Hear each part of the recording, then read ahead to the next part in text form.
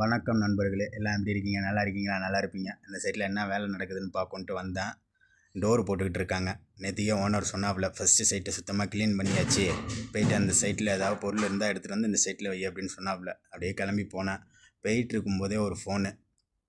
மணல் காசு வாரம் வியாழக்கிழமை கரெக்டாக கணக்கு முடிச்சிடுவோம் அவருக்கு. போன வியாழக்கிழமை கொஞ்சம் கொடுக்க முடியல, நான் வெளில போயிட்டேன். ஃபோன் அடித்தேன்னா அவர் எங்கே இருக்காருன்னு கேட்டுக்கிட்டு அப்படியே அவர்கிட்ட போன்ட்டு அப்படியே அவர்கிட்ட கிளம்பியாச்சு. போயிட்டு அவரையும் பார்த்துட்டு லொக்கேஷன் அனுப்ப சொன்னால் அனுப்புனார். ஒரு பெட்ரோல் பங்க் ஓரமாக நிறுத்தியிருக்கேன் அப்படின்னாரு. அங்கேயே இருங்க நான் வரேன்ட்டு போனோடனே ஆளை பார்த்துட்டேன்.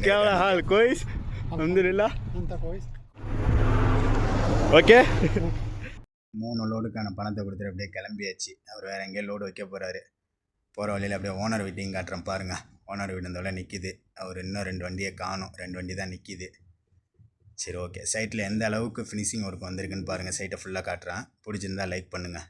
ஓனர் வீட்டில் வண்டி இல்லை. இங்கே வந்து சைட்டில் பார்த்தா வண்டி நிற்கிது. 2 வண்டி. தம்பி வண்டி நிற்கிது, அவர் வண்டி நிற்கிது. 2 பேர் சேர்ந்து வேறு எங்கேயோ போயிருக்காங்க.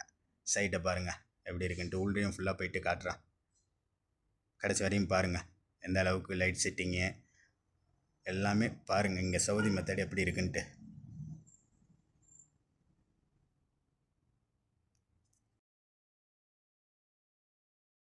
இதுதான் ஃபஸ்ட்டு சைட்டுங்க. எனக்கு 8 மாதம் ஆச்சு.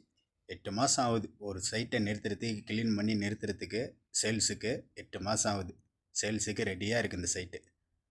லைட்டெல்லாம் பாருங்கள். நம்ம ஊருக்கும் இங்கே உள்ள டிஃப்ரெண்ட்டும். நம்ம ஊர்லேயும் இருக்குது இந்த லைட்டெல்லாம். இப்போ வந்துருச்சு. இங்கே கொஞ்சம் மாடலாக இருக்குது. எல்லாமே பாத்ரூம்லேருந்து ஹால்லேருந்து.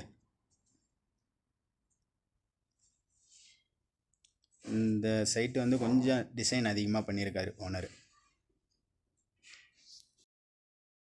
மொத்தம் இதில் 7 ரூமு. 7 ரூமில் 4 ரூம் பெட்ரூமு, ஒரு ஹாலு.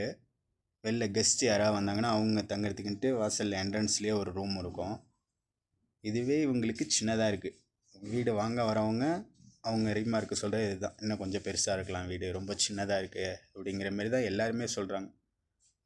இப்போ சவுதிகளுக்கு இதை விட இன்னும் பெருசாக தான் எதிர்பார்க்குறாங்க வீடு. ஓகே நண்பர்களே, வீடியோ கடைசி வரையும் பார்த்துட்டு கமெண்ட் பண்ணுங்கள். வீடு பிடிச்சிருந்துச்சின்னா லைக் பண்ணுங்கள்.